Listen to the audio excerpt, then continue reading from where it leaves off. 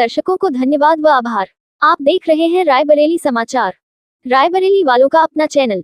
Deputy CM के बछरावा सामुदायिक स्वास्थ्य केंद्र के अस्पताल के निरीक्षण से मचा हड़कंप। 11 अनुपस्थित कर्मचारियों के वेतन काटने के आदेश। जन औषधि केंद्र में रखी मिली बाहर की दवाएं, ब्रजेश पाठक ने लगाई फटकार।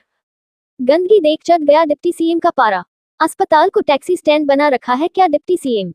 6 महीने से गायब डेंटल सर्जन के अनुपस्थित रहने पर दिए जांच के आदेश। सीएचसी अधीक्षक जे जैसल को खरी खोटी सुनाए और अनुपस्थित रहने वाले स्टाफ के विरुद्ध कार्रवाई करने के निर्देश दिए। रायबरेली। सूबे के डिप्टी सीएम व स्वास्थ्य मंत्री पाठक ने अचानक से स्वास्थ्य केंद्र पर छापा मारकर कमियों को पकड़ा और मौके पर उपस्थित स्टाफ को फटकार लगाई।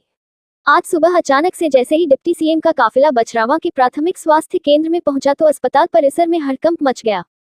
डिप्टी सीएम ने मौके पर मुआयना करके देखा तो सीएचसी में मौजूद 41 स्टाफ कर्मियों में से 11 स्टाफ अनुपस्थित मिले। यही नहीं, अस्पताल परिसर में गंदगी व अवैध वाहनों की पार्किंग पर भी ब्रजेश पाठक ने सीएचसी अधीक्षक जे जैसल को खरी खोटी सुनाए और अनुपस्थित रहने वाले स्टाफ के विरुद्ध कार्रवाई करने के निर्देश दिए।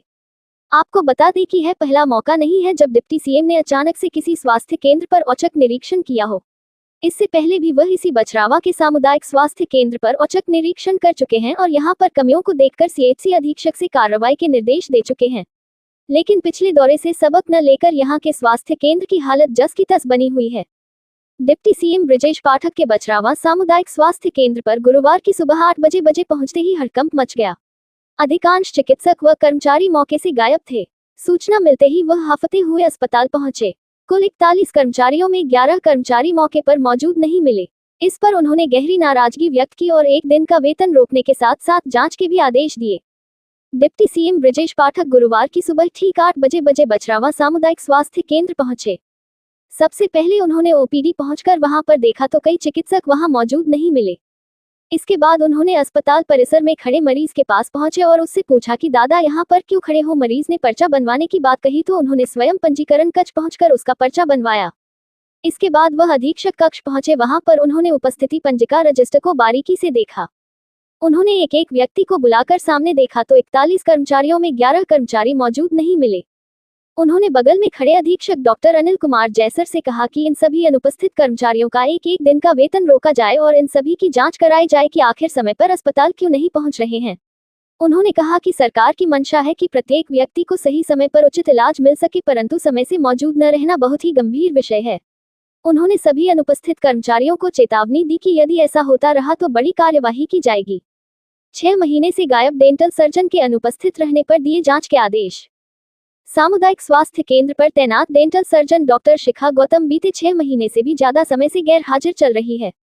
उनके उपस्थित न रहने से मरीजों को भारी दिक्कतों का सामना करना पड़ रहा है।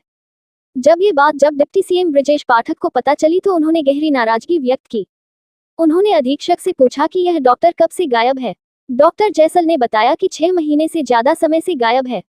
उनके पास डॉक्टर का कोई भी अनुपस्थित रहने की जानकारी नहीं मिली। उन्होंने ये भी बताया कि चिकित्सक के गायब रहने की सूचना उन्होंने अपने उच्च अधिकारी सीएमओ को दे रखी है। डिप्टी सीएम ब्रजेश पाठक ने चिकित्सक के द्वारा बिना बताए गायब रहने की जांच के निर्देश सीएमओ को दी है। उन्होंने कहा कि यदि जांच में उक्त डॉक्टर की लापरवाही बरती गई है तो डॉक्टर को बर्खास्त किया जाएगा। गंदगी देख चढ़ गया डिप्टी सीएम का पारा। सामुदायिक स्वास्थ्य केंद्र पर पेयजल व्यवस्था के पास गंदगी देख डिप्टी सीएम का पारा चढ़ गया। उन्होंने अधीक्षक से कहा कि अस्पताल में साफ सफाई व्यवस्था दुरुस्त नहीं है, इसको ठीक कर लिया जाए। लापरवाही किसी भी सूरत में बर्दाश्त नहीं की जाएगी। उन्होंने कहा कि अस्पताल में चारों तरफ गंदगी फैली हुई है, ये लापरवाही की हद है। उन्होंने कहा कि यहाँ पर रोगी अपने इलाज के लिए आते हैं और ऐसे में ये गंदगी और बीमारियों को बढ़ा सकती है। उन्होंने साफ सफाई के सख्त निर्देश दिए। टैक्सी स्टैंड बना रखा है क्या?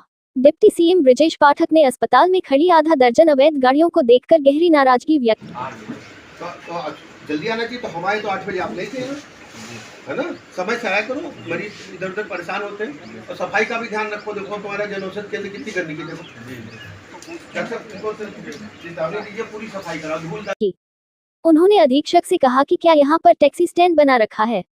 डॉक्टर जैसर ने बताया कि गाड़ियाँ कुछ मरीजों की है और कुछ अन्य लोगों की है।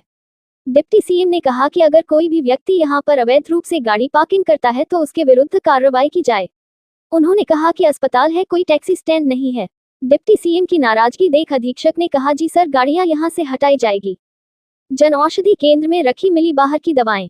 प्रधानमंत्री जन औषधि केंद्र के भीतर निरीक्षण करने पहुंचे डिप्टी सीएम ब्रजेश पाठक को बाहर की दवाएं राखी मिली। उन्होंने सख्त निर्देश दिए कि किसी भी सूरत में जन औषध केंद्र में बाहर की दवाएं नहीं दिखनी चाहिए और अगर कोई शिकायत मिलती है तो सख्त कार्यवाही की जाएगी।